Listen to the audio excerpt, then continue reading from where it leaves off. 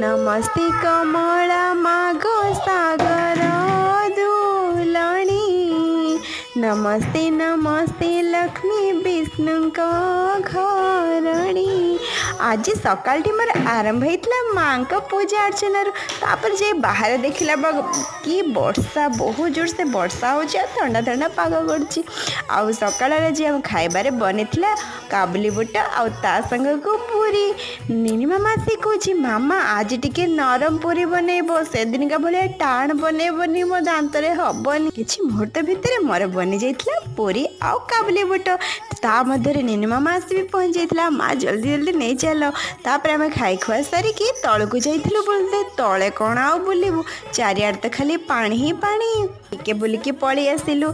तापर वीडियोटी भल लगे लाइक से सब्सक्राइब करेंगे। जय माँ लक्ष्मी, जय जगन्नाथ।